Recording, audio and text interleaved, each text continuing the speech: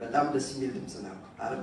በደረቷ ይዛ በጣም ኤግዛጅሬት ሳይሆን በጣም ጥሩ የሆነ ያዘባበል ሁኔታ ነው ያለች። ደግሞ ይሄ የሰንበት ትምህርት ቤቶች ቅርስ ነው ራሱ።